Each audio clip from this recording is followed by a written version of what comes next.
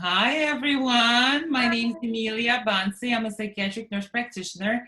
And today we have Lori Ziegler with us, and she is our expert on eating disorders. And so we're going to have a few questions for her. And then if you guys have any questions for us, you can submit them later and we will answer them. So welcome, Lori. Hello. I know you're an expert on eating disorders. And Not so an I just expert, wanted a coach. a coach, but still, you probably know a little bit more about this than I do. So just tell us a little bit about yourself, your background, and how you got into this particular field, like of specializing in eating disorders. Okay. Well, I actually had an eating disorder. I struggled with bulimia with a very restrictive component for about 7 or 8 years. And when I decided that it was time to get better, get healthy, stop doing the behaviors, it was along my recovery that I had decided that it helped me to help others. So that kind of Mhm. pushed me further along in my recovery. And the end goal was eventually to become a coach and actually be able to help people. So I'm completely recovered.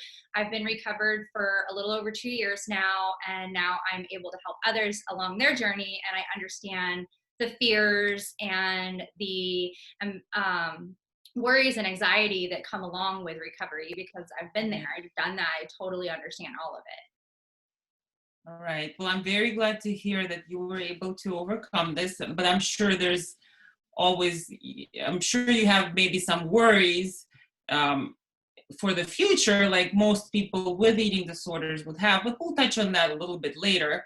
But I'm very happy to hear that you are recovered and Thank that you're you. doing so well. And didn't mention in the beginning is that Lori is also a writer, and she has a book that she published recently. Yes. But we'll talk about what's the name of your book? Finding the light within.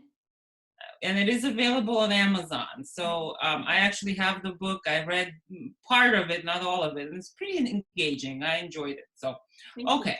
So, what are some of the misconceptions that you feel the public has related to eating disorders? And if there are specific misconceptions to each specific eating disorder, you can mention that as well. I just kind of wanted to touch on that a little bit. Well, just from like my experience talking to the general public, when most people think of eating disorder, they automatically think anorexia nervosa.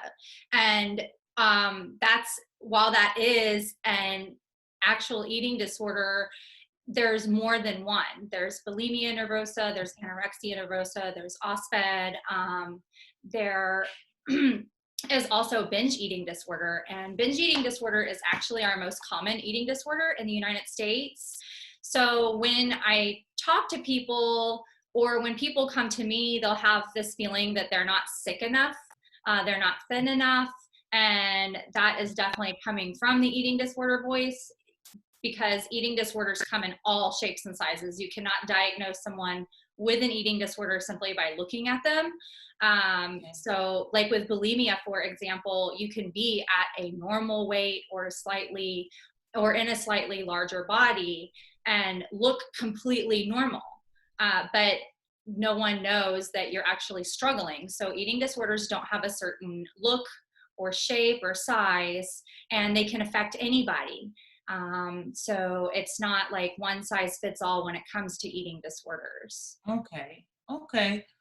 Um, yeah, I do feel like in my professional experience, I do feel like people do have a preconception as to what that person would look like. And I think the most common thought is, picturing an anorexic person who's actively, has anorexia nervosa and is actually very ill. But you don't see those who look perfectly fine, right? You don't see that they're struggling. So I think I've seen that firsthand as well. So I would agree with that too. So the prevalence, can you talk to us a little bit about the prevalence and some statistics related to eating disorders? I know you said binge eating is the most common, probably. Yes, Um, binge eating is the most common. At least 30 million Americans struggle with an eating disorder. wow. Within that 30 million, well, it's the most Eating disorders have the highest mortality rate among all mental illnesses. So all eating disorders are very serious, life-threatening, need to get professional help as soon as possible, because it can lead to death and serious health complications. 13% of women over the age of 50 actually are engaging in eating disorder behaviors. So it's not a teenage thing or an adolescent thing. There's women in their 50s that are reporting this now. In a large national study of college students, 3.5% of women and 2.1% of men reported having an eating disorder, which actually goes back to one of those misconceptions that we were talking about. It's a girl thing. More and more men are now experiencing eating disorders and receiving treatment for them today as well. And 16% of transgender college students reported having an eating disorder. So those are our current statistics for right now. Okay. Last reported. Okay. So, and you mentioned earlier that all eating disorders are very dangerous if not treated, right? So, yes. Obviously, if you're not getting the right nutrition, and you can throw off your metabolites and everything, and you can actually have, I know from bulimia nervosa, from throwing up, and then you can have a potassium imbalance and have a heart attack and die. I know that's, but how are some more deadly than others if left untreated, or are they? Well, the most deadly eating disorder is anorexia nervosa. Okay. Is it the most rare one too, or? I'm not sure. I believe so, but don't quote me on it. I do believe that anorexia is. I think it is too. I think my last, the last research that I did, I believe that is the most rare, but and unfortunately the most deadly one. Okay. So what are some of the effective treatments that you have found, and you mentioned about your struggles, that you have found were helpful for you? And what does the literature say? And what are the recommended treatments? Well, there's different levels of care. Obviously, we need to make sure that they don't need to be inpatient in a treatment center. After they graduate that treatment center, they can either be an outpatient or intensive outpatient, which means that they're medically stable, they're able to go on with life, manage their symptoms. Then we get into psychotherapy. And we always want to have a therapist and a dietitian and of course a coach, because I help with both of those individuals. But the therapies themselves that I've noticed do a great job, which different therapies work for different individuals. Some will find more helpful than others. There's cognitive behavioral therapy, CBT, which is relatively short-term symptom-oriented therapy focusing on the beliefs, values, and cognitive process that maintain the eating disorder behaviors. And then there's DBT, which is a type of therapy that focuses on the skills to replace the eating disorder behaviors. So CBT and DBT are the ones that I have found. And then also in this process, you may also need to reach out to someone like yourself that is a psychiatric provider, because some individuals during recovery do see that they need to have medication added to their treatment. And is that because they're struggling with something else, or in addition to the eating disorder? Because from what I've seen in my experience, usually there's at least one or two other conditions present. Yes. So what are the conditions that you know are most common with each eating disorder, or all of them, or are there, or any specific one to each disorder? Well, I know with a lot of eating disorders, anxiety is one of the underlying factors, very anxious. There's also depression. So yes, it is underlying, but what I've seen just with my clients right now are anxiety and depression seems to be what I've noticed. And that seems to be consistent with my findings, the people I've treated in the past. I think anxiety and depression are the most common things. And what I also found very often is, and perhaps you can tell me if you found that to be the truth as well, is very often there's some kind of dysfunction in the family of origin of people who struggle with eating disorders. So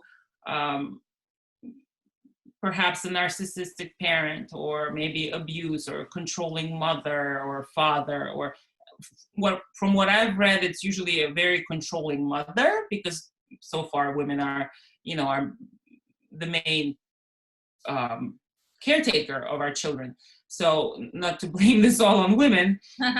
Is it something that you find true to be in with your clients as well, that there is some background of there's a background of family dysfunction or some type of trauma or something in Yeah, so trauma is big, family dysfunction, but sometimes they can come from a very supportive family too and still have an eating disorder, but it really is environmental stressors. So that can include family, something that's going on in their life right now. But I have noticed that sometimes someone in their family has had an eating disorder, which if your mother has an eating disorder and you grow up in that diet mentality, you're more than likely or more predisposition to develop one yourself.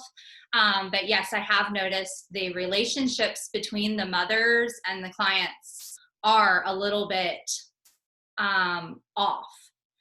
But that is something that I always love to have a therapist for, because the therapist can really work through those dynamics and help them to build on their relationship. And that's also a really, especially with adolescents, family-based therapy works really well with that kind of stuff, because it does get into the family dynamic and kind of get everybody on board. All right. So yes, it definitely. So the highlights are these conditions really need a very multidisciplinary approach, right? So they need more than just one provider. Going from a very structured place to a less structured place, like right from inpatient to partial hospitalization and outpatient basis. Okay. And now you can also not get to that point. Like me personally, I never went to a treatment center because I had stopped it before it got that bad. So there's a whole spectrum of severity. Yes, you do not have to go into treatment to have an eating disorder. So I don't want people to think, well, I'm not that sick yet.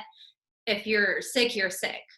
If you're having some kind of dysfunctional eating pattern or an unhealthy relationship with food, then you recommend treatment to prevent the development of the actual disorder, right? Okay.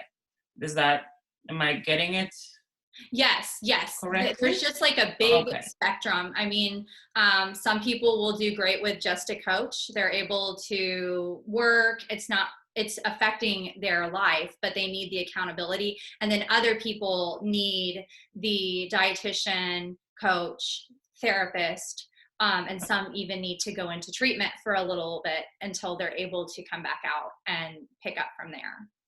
Okay. Is there a specific trait that the people who need more intensive treatment have, or a particular age group or particular demographic group, or it really can be anybody? Or it can be anybody. Okay. Yeah, I've noticed that our traits that we kind of all share though is usually like perfectionism.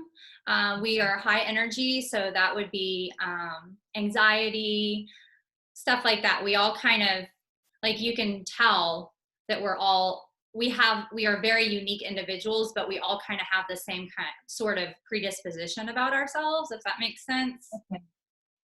Yes, I think it does. All right. So I think I am finished with my questions. And since this is a closed meeting, kind of, we'll wrap this up. But I did want to mention, if you want to talk to us about your services and what you provide, and give us some information on those, and if you have a website or a channel somewhere, I'd like to give that to our viewers. Okay. Well, my website is www.lorianneziegler.com. I am a coach. So what that means is that I am different from a therapist. A therapist is able to go through your underlying issues and really work in the why. I am the how. So I'm how to move forward, how to overcome. And what I do is I take your therapist's and your dietitian's goals and I give you a way to go through them. And I help you set up baby steps to get through those goals with